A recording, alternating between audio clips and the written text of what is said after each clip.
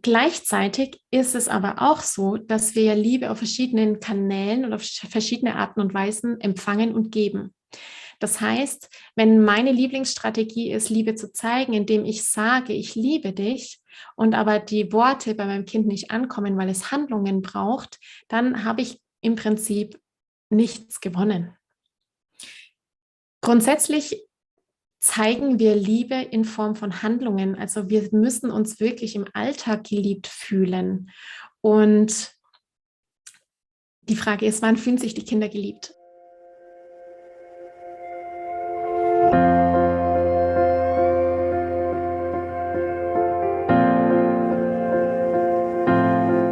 Hallo und herzlich willkommen bei Loslassen und gemeinsam wachsen, deinem Podcast rund um bewusste und bedingungslose Elternschaft.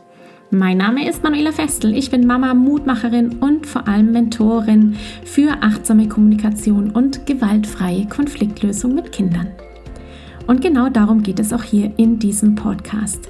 Ich zeige dir, wie du deinen Weg in eine bewusste, authentische und bedingungslose Elternschaft findest und Konflikte schließlich mit deinem Kind achtsam, respektvoll und gewaltfrei lösen kannst. Ganz ohne Schimpfen und Bestrafen.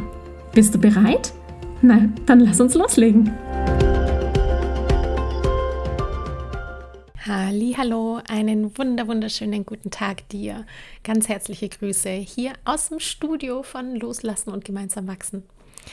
In meinem Mentoring-Programm Gemeinsam wachsen hat mir eine Mama eine ganz spannende Frage gestellt, die ich dir heute hier in der Podcast-Episode vorstellen werde. Es war die Frage, wie reagiere ich, wenn mein Kind sagt, Mama, sind wir wieder gut?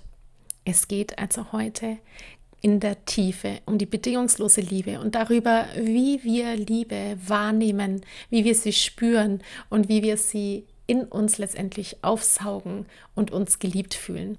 In diesem Sinne schicke ich dir ganz viel Liebe hier von mir zu dir und hoffe, dass dich diese Episode im Herzen erreicht.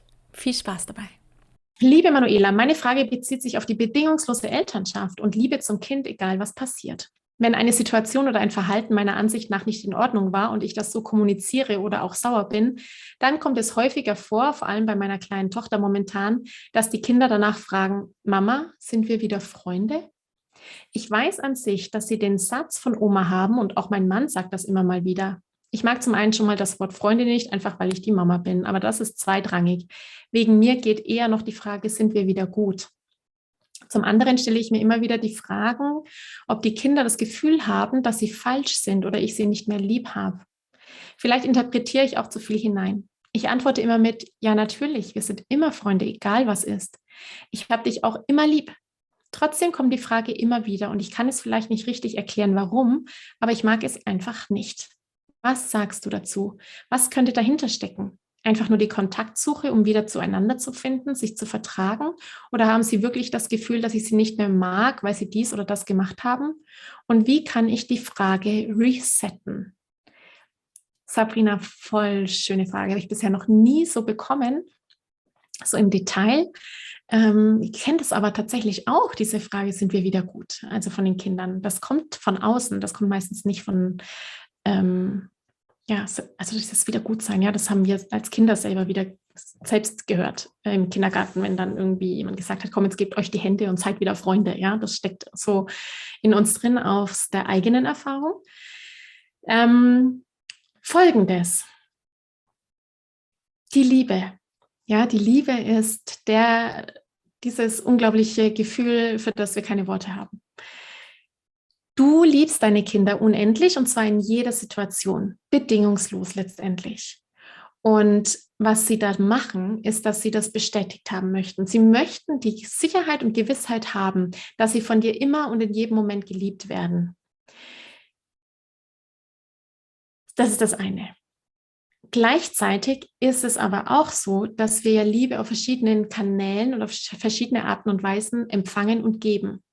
Das heißt, wenn meine Lieblingsstrategie ist, Liebe zu zeigen, indem ich sage, ich liebe dich, und aber die Worte bei meinem Kind nicht ankommen, weil es Handlungen braucht, dann habe ich im Prinzip nichts gewonnen. Grundsätzlich zeigen wir Liebe in Form von Handlungen. Also wir müssen uns wirklich im Alltag geliebt fühlen. Und die Frage ist, wann fühlen sich die Kinder geliebt? Die bedingungslose Elternschaft im Großen und Ganzen bedeutet, dass ich quasi in den Situationen im Alltag zwischendurch Liebe zeige und auch eine zwangsweise eine Haltung zum Menschen habe und zueinander habe und auch zu mir habe, die von Liebe quasi durchdrängt ist, wenn ich das jetzt mal so sage. Das heißt, wir gehen respektvoll miteinander um, und zwar in jeglichen Situationen. Die Kinder haben Entscheidungsmöglichkeiten, die dürfen wirklich auch bei Themen, die schwierig sind, mitentscheiden oder haben zumindest ein Mitspracherecht oder dürfen ihre Meinung dazu äußern. Dass wir als Eltern nicht auf Prinzipien verharren oder unseren Glaubenssätzen die Übermacht geben und in unseren Glaubenssätzen quasi stecken und aufgrund unserer Gedanken handeln. Dass wir flexibel sind und nicht starr sind. Dass wir das positive Menschenbild letztendlich haben, dass wir eine Haltung zum Menschen haben, in dem die Würde ganz vorne steht, der Respekt zueinander, dass wir achtsam sind mit unseren Worten. Das ist auch ja letztendlich das A und O, dass wir mit unseren Worten und mit unseren Handlungen achtsam umgehen, bedacht umgehen. Dass ich fähig bin, als Mama und Papa mich zu reflektieren und zu überlegen, was war gut und was kann ich nächstes Mal besser machen. Dass ich selbst als Erwachsener verantwortungsvoll mit meinen Gefühlen umgehe, dass ich authentisch bin, dass ich ehrlich bin, dass ich eben nicht manipulativ bin und versuche irgendwie was zu erreichen, meiner Selbstbedürfnisse wegen im Fokus, ich bin gerade im Ego unterwegs, sondern dass ich wirklich sage, ey, was brauche ich eigentlich? Wie fühle ich mich gerade? Und auch dazu stehe und sage, das ist es gerade und ich kann das verantworten. Und dann natürlich das große, große Thema: Habe ich die Beziehung im Blick? Habe ich die Subjekt-Subjekt-Beziehung im Blick? Oder behandle ich meine Kinder wie Objekte? Und wenn wir andere Menschen, unsere Kinder wie Objekte behandeln, dann greift dieses ganze Erziehungsmethodenschema von Belohnung und Bestrafung, von Manipulation, von Gewalt. Wenn ich aber wirklich mit dem Mensch als Subjekt umgehe, dann kann ich nicht mit dem als Objekt handeln, sondern ich habe wirklich den Menschen als Mensch im Blick. Heißt, wenn die Kinder quasi ein Ich liebe dich, egal was ist, ich habe dich immer lieb, wie du es mir geschrieben hast, nicht wahrnehmen, also du quasi die Aussage gibst und die Kinder sich aber nicht geliebt fühlen, dann ist es letztendlich kein Freibrief dafür, dass sie sich wirklich bedingungslos geliebt fühlen, weil es bei ihnen in der Form nicht ankommt. Bei der Liebe und der bedingungslosen Liebe ist wirklich immer die Frage, was kommt im Alltag, zwischendrin, grundsätzlich in der Haltung, die wir haben, im Miteinander, was kommt da an? Wie ist unsere Beziehung? Sind wir wirklich in 80% der Fälle in einer Subjekt-Subjekt-Beziehung unterwegs oder ist doch viel Beschämung und Gehorsam bei uns zu Hause und die Kinder spüren das nicht? Denn letztendlich, wenn sie nur diesen Satz hören würden, was ich jetzt nicht glaube, Sabrina, aber ich beschreibe das jetzt einfach mal so umfangreich, dann würden sich die Kinder tatsächlich fragen, wer ist denn eigentlich dieses Ich, das die Mama angeblich liebt, wenn ich den ganzen Tag eigentlich nur höre, was ich falsch mache oder was nicht in Ordnung ist oder die Mama mich mit bösen Blicken anschaut oder mich verurteilt oder bewertet oder ich schon wieder eine Predigt bekommen habe. Was genau liebt denn dann die Mama, wenn ich irgendwie den ganzen Tag suggeriert bekomme, dass ich falsch bin? Grundsätzlich, die Kinder haben ein unglaubliches Grundbedürfnis danach, sicher gebunden zu sein und geborgen zu sein. Sicherheit ist das A und O. Und wenn sie dir so Fragen stellen, dann ist vielleicht der Liebestank leer, dann möchten sie es vielleicht von dir noch 20.000 Mal hören. Und diese Frage, sind wir wieder Freunde, sind wir wieder gut? Wie kann ich die resetten? Das besprichst du am besten mit deinen Kindern, indem du dich ehrlich und authentisch zeigst und sagst, weißt du was, ich finde die Frage so ganz komisch. Ich weiß gar nicht so richtig, was du damit meinst, weil ich bin erstens deine Mama und keine Freundin. Ich bin immer für dich da. Ich liebe dich so, wie du bist, weil du so bist, wie du bist. Und vielleicht brauchen wir noch, mag ich dir, wie nimmst du denn meine Liebe wahr? Spürst du das, dass ich dich liebe? Wann fühlst du dich denn wirklich geliebt?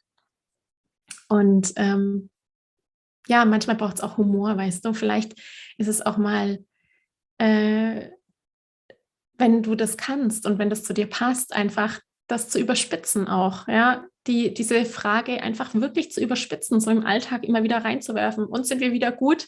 Und das aber dann wirklich aus Humor und spielerischer Sicht zu machen, dass es in eine Übertreibung reingeht und die Kinder das auch merken, dass es eine Übertreibung ist. Und wenn sie sich selbst dann diese Frage stellen, dann vielleicht mit Lachen und Quatsch darauf zu reagieren. Ich danke dir von ganzem Herzen, dass du dir heute Zeit genommen hast, diese Podcast-Folge anzuhören.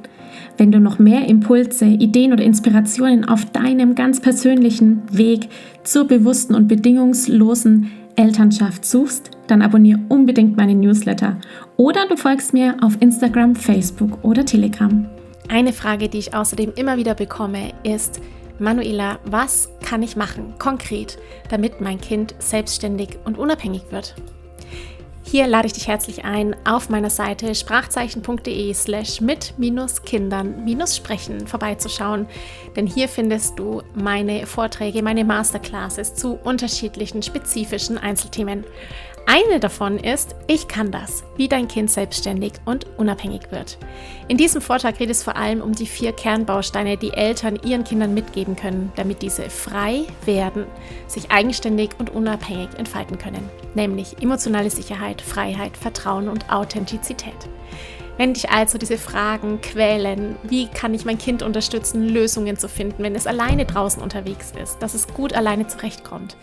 Wie fördere ich die Selbstständigkeit bei meinem Kind? Wie kann ich Verantwortungsbewusstsein meines Kindes schulen? Und ja, welche Rolle spielt dabei auch das große Thema Vertrauen?